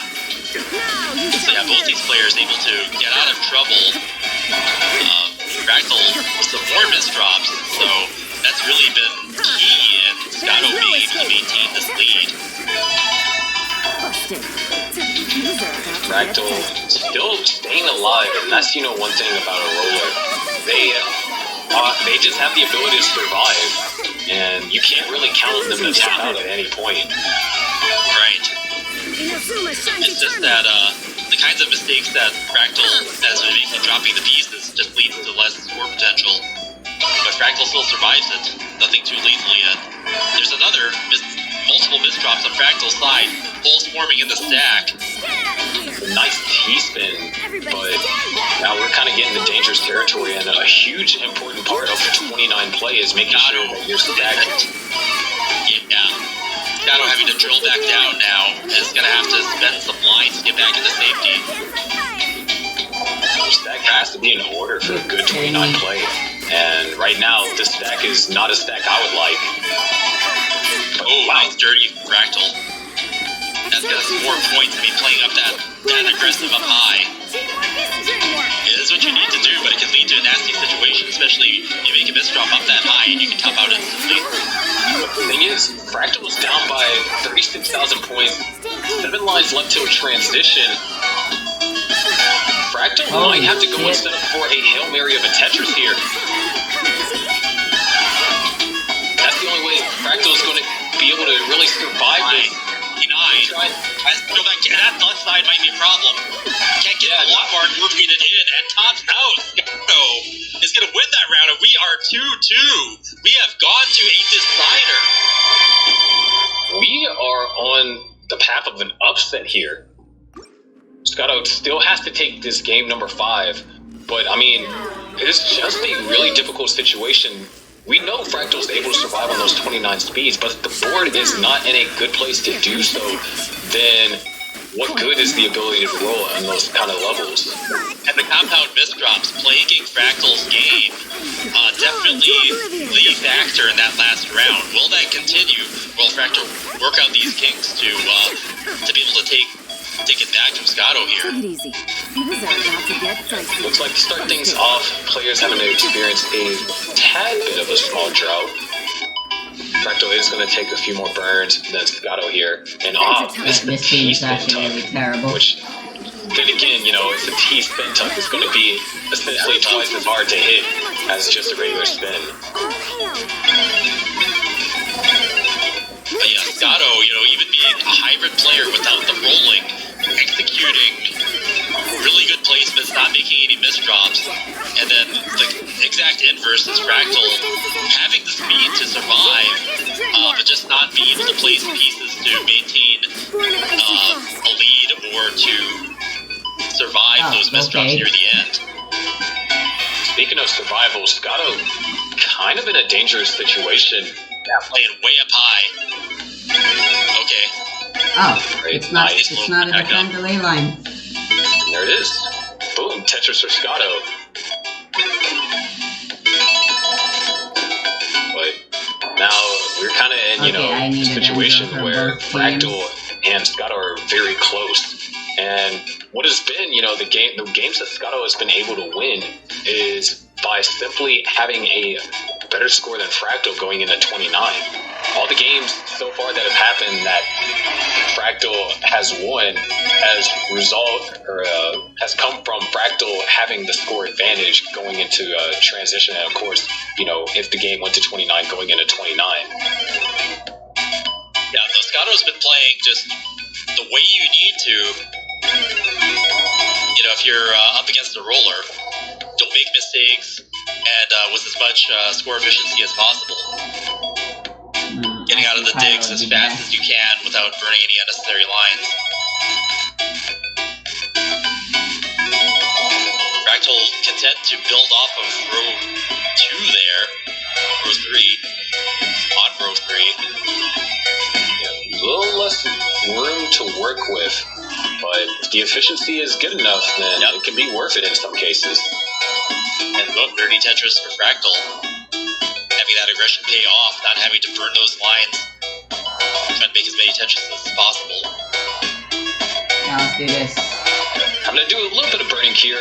Couldn't really use those eyepieces for Tetrises, but same can be said for Scotto. Fractal with another dirty Tetris. It's going to start drilling back down. Double long bar dependent. Yep. Yeah. There's one. Fractal's going to keep that right well. Dirty built on top. Row 3. Bangs out a Tetris. 265 for Fractal and 256 for Scotto. And a little bit of misdrop over there for Fractal. So Scotto continuing the misdrop on Fractal's side there. Compound misdrops now. Fractal's going to have to clean that up. Not sure if that double rotation was intentional. Likely not. Scotto looking really clean. Yeah, Fractal not able to clear those issues with whatever they are, but is able to dig back down quite nicely. Not able to hit that rotation soon enough. We still have plenty of time before 19, but the issue is Gato is able to generate a lead, or rather increase the lead, and Fractal just needs to get back into scoring position. Yeah, the dig really plaguing Fractal right now. Just trying to get that back open as efficiently as possible. Able to get access to the hole, so a little bit of the way there. Yeah, looking like type B on Fractal's screen. Just those holes are populated so evenly. You're nearing the transition. Gato now, this is massive. 100,000 point lead, going into level 19. And Fractal still going for these aggressive Tetrises. So yeah, the amazing thing is that, yeah, Fractal's getting into trouble with some of these misdrops, but is able to get dirty Tetrises nonetheless. Which kind of helps mitigate the damage to the scoring potential that the misdrops would usually have. Okay, transition to level 19 on Fractal's side. Only a 343,000 point transition, which is very low compared to what we're used to seeing. Gato not at transition yet, 110,000 point lead. Gato has to be very careful how 19 gets played. They have the lead. They don't need to go super aggressive. All the pressure right now is on Fractal. Yeah, Fractal going for center well Tetris there. Nails it. But the board is not clean yet. Meanwhile, Scato's is. Ready to score. Boom! Tetris for Scato.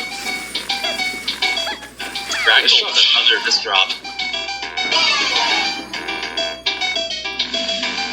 Fractal could just get into a nice little streak of scoring Tetrises, then some progress can be made, but these misdrops keep populating right as soon as he's done fixing another one. Yeah, that's the problem, is that, you know, if you get out of a dig, you know, that's your chance to score again, and Fractal hasn't been able to get that momentum back. Trying very careful here not to build too many dependencies. Yeah, I saw that too. Just clutch piece movement though, and getting it into a situation where Tetris ready. Boom, Tetris for Fractal. Much needed score there to avoid the long bar dependency just barely. Bangs down another Tetris. So Fractal back with the momentum now. Just gotta have it big. Couple of burns. Was able to knock down a Tetris, but has the lead up by 119,000. Is going to increase that with that Tetris, but Fractal's going to cut it right back down.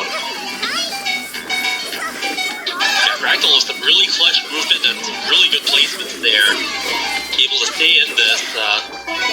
Still behind by 100,000 points, but getting the board back into a state where it can be scored on. Now this is the problem. Gato ran into trouble. Fractal has cut the lead down to now only 64,000 points. 2 more Tetrises and Fractal would be essentially tied up. There's one. Yeah, Fractal doing way better post-19. Scoring the Tetrises when they're worth more. Able to beat back the deficit. Now we're neck and neck. Fractal takes the lead following that Tetris, and Gato still is not able to score. In fact, just had another misdrop. Yeah, now Scato having the misdrop problem. Things are taking a complete 180. Scato is behind quite a few levels, but it has to get in the scoring position soon. Fractal, that time's running out. Another Tetris for Fractal. Lead. Fractal in really good shape now. Seems to have gotten the momentum back. Is Tetris ready? Building up high and aggressive. Oh no, the double flip right there.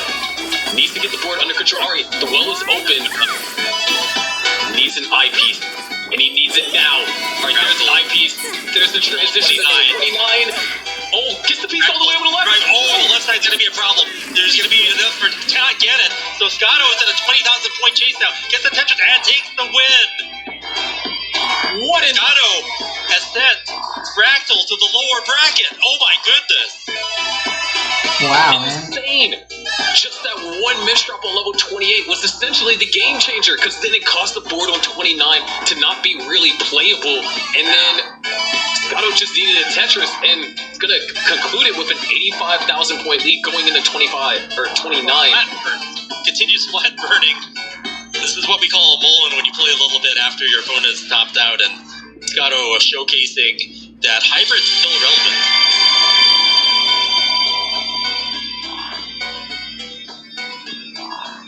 Absolutely insane.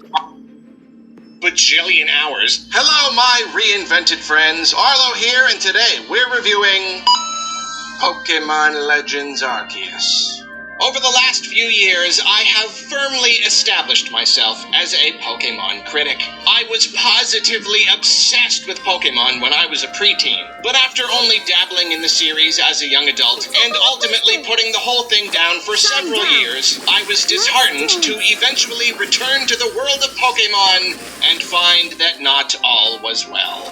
Many fans felt that the series was stagnating. The Game Freak wasn't really trying all that hard anymore, because their game seemed to sell regardless of what they did or didn't do. I felt that Let's Go Pikachu and Eevee was fun enough, but underwhelming as a modern HD remake of a Game Boy game, and held back by baffling, though admittedly rather Nintendo-y design decisions. Then Sword and Shield were even more disappointing. What should have been Pokemon's grand home console debut was instead a clear rush job with uneven graphics, an uninteresting world, a nearly non-existent story, a new concept that was good but not fully realized, and a heaping helping of controversy to sour the experience even further.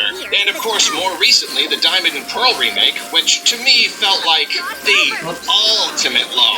An ugly, boring, minimum effort rush job cynically churned out to fill a holiday slot. It's hard to play a game like that and feel that there's any hope for the company behind it. And all the games I've mentioned sold so unbelievably well that there was little reason to believe the Pokemon Company would ever alter course. However, in 2021, a spark of hope. They revealed Pokemon Legends Arceus. It was immediately clear that this was a different kind of Pokemon game. And the more we learned about it, the more likely it seemed that this could be something like the series refresh we've been waiting for. Of course, it takes a while for a burn to heal. Early footage of the game looked incredibly rough, and after Sword and Shield, I wasn't willing to muster anything more than cautious optimism.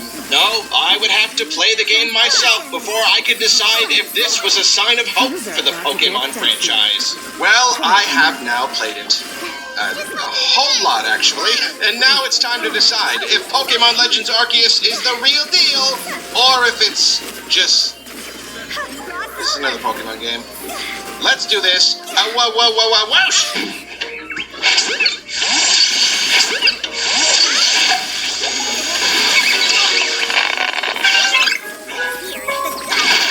When I booted up Legends Arceus, I actually expected a straightforward prequel, in a sense. A game that simply takes place in an earlier age of the Pokemon world.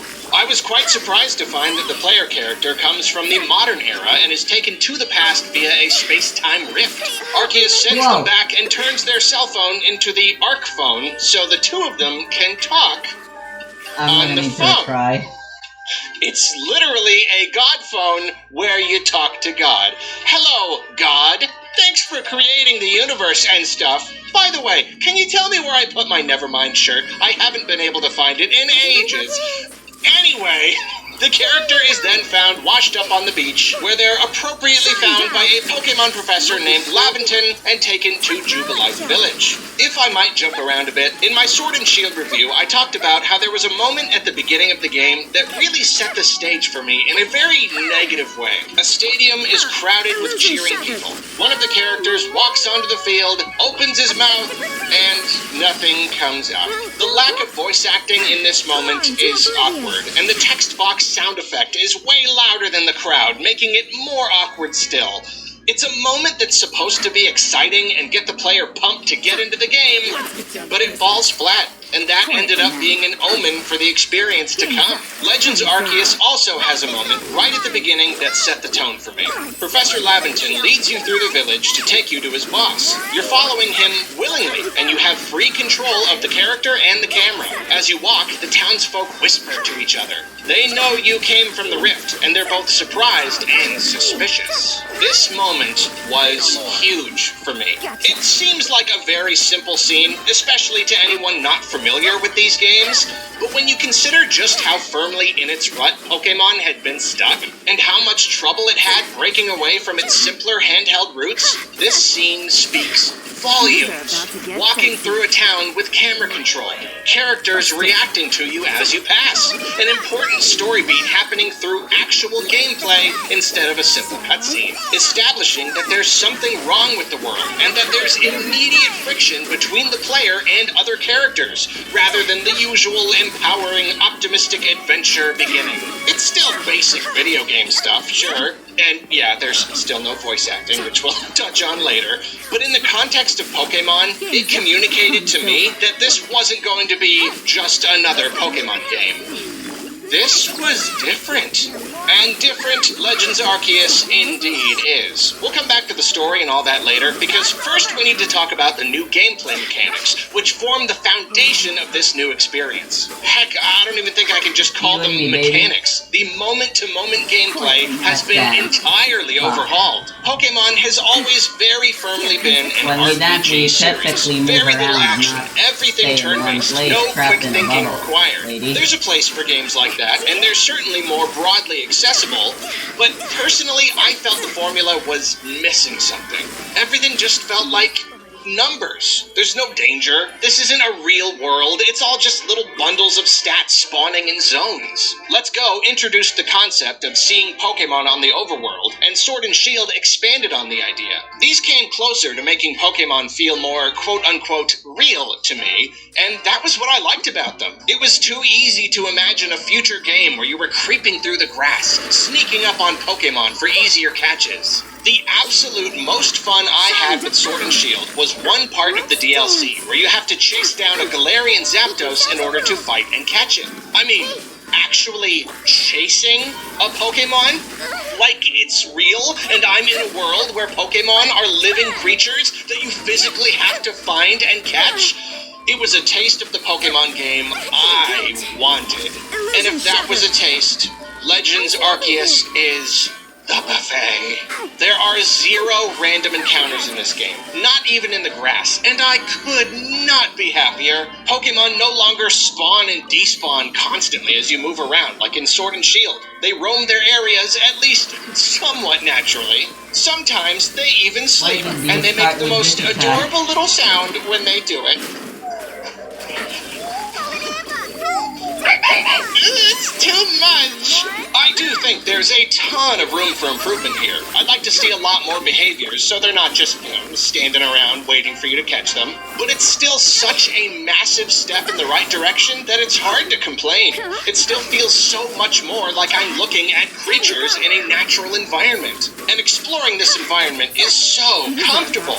Now, there is never a time when the camera is fixed. None of the awkward switching back and forth from Sword and Shield. This alone makes me feel like Game Freak has finally made that leap to full home console games. At no point does it make you go, was this originally going to be on the 3DS? And if you want to talk about game changers, you can now freely aim and throw Pokeballs. A big part of the experience is throwing Pokeballs to catch Pokemon without even battling them first. This is a concept that goes against what I've always understood about Pokemon. You weaken a Pokemon before you catch it. That's how it's always done, right? Let's Go brought the concept of catching without battling to the mainline games, and I was iffy about it. It did open up the whole idea of catching lots of each type of Pokemon, which came with its own perks, but it was still pretty weird to me. So when I saw early footage of Legends Arceus, I was once again iffy. If you don't even battle a Pokemon first, where's the satisfaction in catching it? Well, I can finally say that past Arlo can firmly shut his blue mouth and go sit in the wrong chair for being a guy who is wrong. Throwing Pokeballs in this game feels amazing. I mean, you're actually You know what? throwing Never them mind. instead of No. selecting them from a menu. You're manually walking up to a Pokemon and throwing a Pokeball at it. There's a very convenient lock-on feature for Pokemon that are close enough, but you can always free aim if you need to. The audio-visual feedback when you hit your target is very satisfying, especially if you're taking a risky shot from a great distance. Catching has always been one of my favorite things to do in Pokemon, Holy and shit, now I Cole is get to do actually it super good. constantly. Catching without battling How did isn't a that problem happen? in the slightest because there are still plenty of instances where you do battle, and because catching helps you in lots of ways, which we'll talk more about later. Oh, and it gets even better. You don't just throw Pokeballs to catch wild Pokemon. You also throw Pokeballs to send out your own Pokemon. If you want to get into a battle, you literally throw your selected fighter. This might not seem like a big deal to a lot of people, maybe even most people. I don't even know if other Pokemon fans feel this way. The thing is, though, I've got something to admit. I'm a grown man. You know, not even like a young adult who was a kid so recently that there are still some kid things left over that I haven't outgrown yet. No, I'm like a full-blown grown-up. And even today, it is not uncommon for me to daydream that I'm throwing Pokeballs. Like in my everyday life. I mean, I watched so much of the anime. I spent so much of my childhood imagining that Pokemon was real. So I like to pretend I'm throwing Pokeballs when no one's looking. You know, sending out my own awesome Pokemon to do stuff for me, catching imaginary Pokemon in my house, catching the toaster or the TV, or maybe even a housemate when their back is turned. There's just something so tactile and satisfying about the concept. It's ingrained in me. And this game allows me to live out my dream of being a Pokemon trainer, running around and just throwing balls everywhere, pumping my fist when I nab a rare Pokemon, sending out my best fighter to save me from a rampaging Ursaring. It's never felt this real, and it's certainly never felt this absurdly fun. Not even close. I've always loved games where your Pokemon can run along with you for immersion-related reasons that are probably obvious. This game naturally can't allow that because you do need to move around quickly and do a lot of sneaking and stuff, and a follower would probably complicate things a good bit. But the game makes up for it by letting you just kind of throw out your Pokemon whenever you want, even if there's nothing to fight. Out in the wilderness, in town, wherever. I was exceptionally delighted to learn that you can send them all out at once, and they hang out and look like they're talking with each other. If you throw a Pokemon at an NPC, they'll even pop out to say hello. It's a relatively small detail, but one that does so much to strengthen my emotional attachment to these creatures. As with so many things in this game, it feels like a 25-year dream come true. Let's talk more about wild Pokemon encounters. Like I said, Let's Go and Sword and Shield had me dreaming of a game where you could sneak up on wild Pokemon, and Legends Arceus is that exact dream realized. At any time, you can crouch down and move slowly so you make less noise, and hiding in grass naturally makes it harder for Pokemon to see you. From there, you can either throw a Pokeball to try and catch something, or engage in a battle. And of course, if you enter a battle, you do the whole turn-based thing that we're all familiar with, which we'll cover later. If you choose not to enter a battle, any aggressive Pokemon will attack you, and you'll likely have to use the new dodge roll to get out of the way. All of this sounds simple enough on paper, but it's the execution that makes all the difference. There are so many details that all work together to make this into a fresh, exciting experience. It's always up to you to decide how you want to approach a wild Pokemon. Its placement, your placement, the surrounding environment, and any other nearby Pokemon all factor into that decision. Can you get to that patch of grass without being seen? What do you do if there's no nearby grass at all? If the Pokemon breaks out of the ball, is it going to spot you and attack you, or is it going to run away and rob you of your chance to catch? Of course, since you can now manually throw Pokeballs, there's a considerable margin of error when going for a catch. If you miss your throw, a Pokemon might realize you're there. And of course you waste your ball. There's that handy lock-on feature when you're close enough, but the option to aim on your own opens up all sorts of crazy throws. Finally done.